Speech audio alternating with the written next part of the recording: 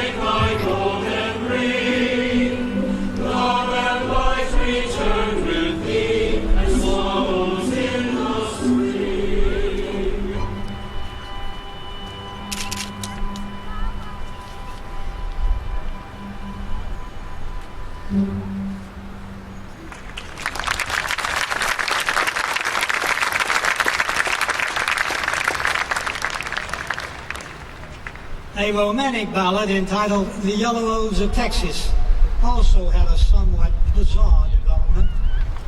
Legend has it that the real Yellow Rose was a Texas mulatto who seduced Mexican General Santa Anna and who was instrumental thereafter in the American victory at San Jacinto.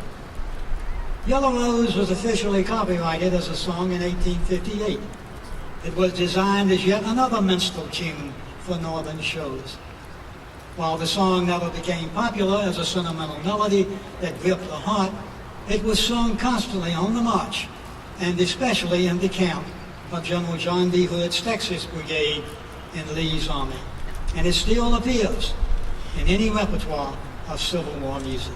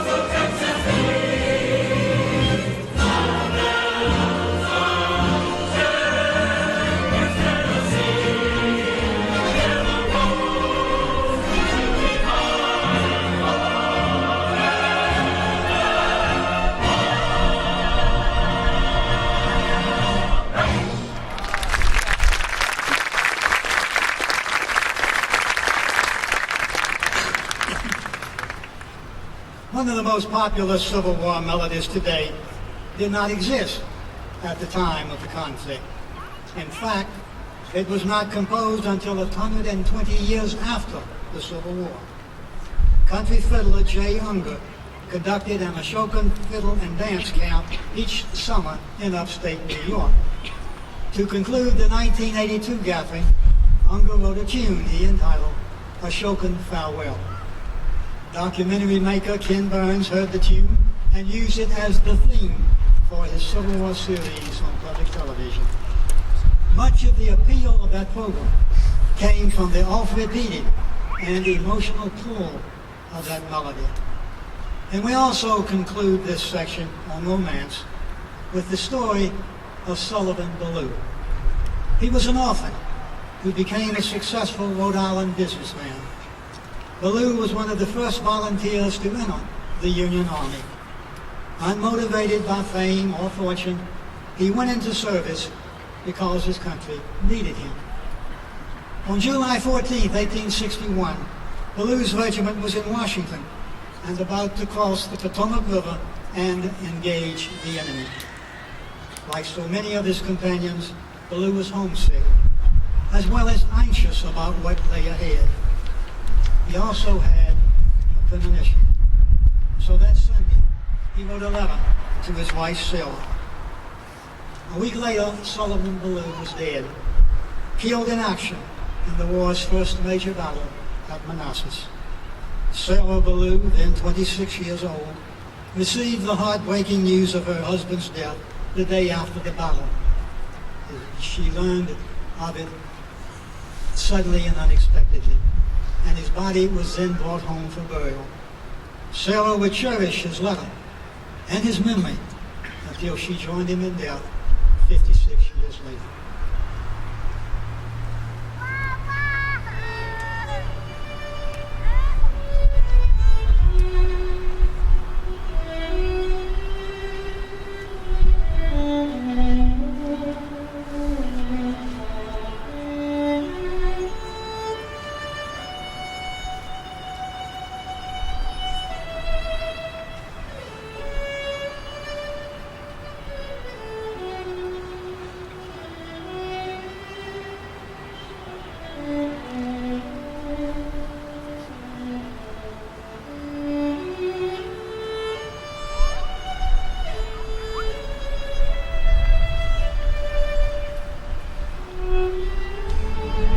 Dear Sarah, the indications are very strong that we shall move in a few days, perhaps tomorrow.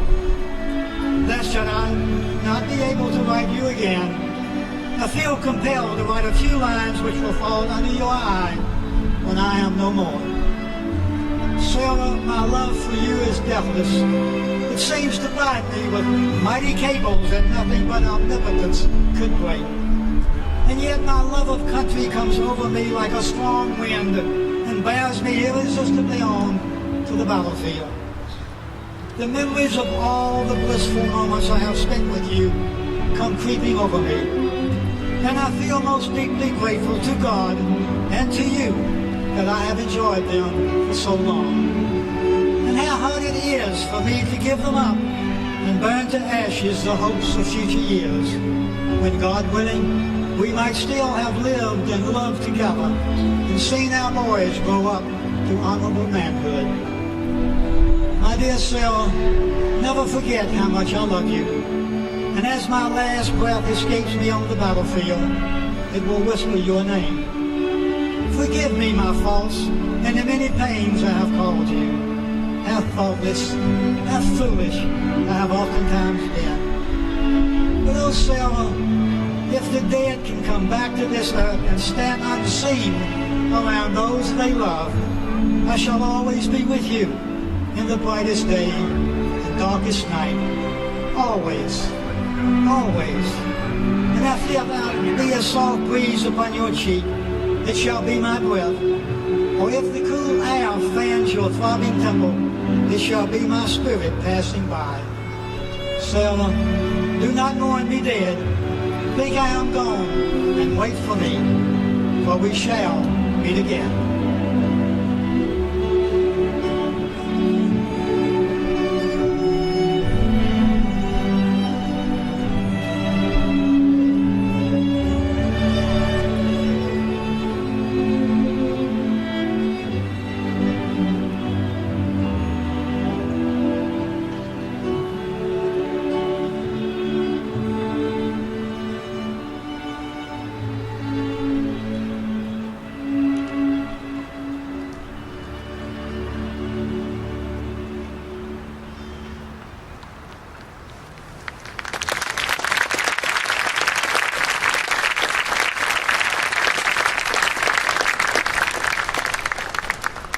Slaves brought to America an abundance of musical cultures. They became interconnected with Anglo-Saxon and Scotch-Irish music traditions in the South. And what resulted was a symphonic explosion that is the foundation for every significant musical style that America has developed. One of the first forms to emerge were the Negro spirituals, songs produced by semi-literates wearing the chains of bondage. And running throughout that great body of music were two things: deliverance and freedom. Gospel music employed symbols of travel as part of the quest for freedom. Walk in Jerusalem was one example. Get on board, little children, is another. But the most remembered of this musical class is Swing Low, Sweet Chariot. Obviously, the song speaks of the slave's journey to heaven in company with a band of angels. Swing Low could also mean traveling the dark ways of the Underground Railroad on a northward flight to freedom. In the most general sense, this gospel is the soul-deep longing to get away from slavery and breathe the fresh air of being an unchained human being.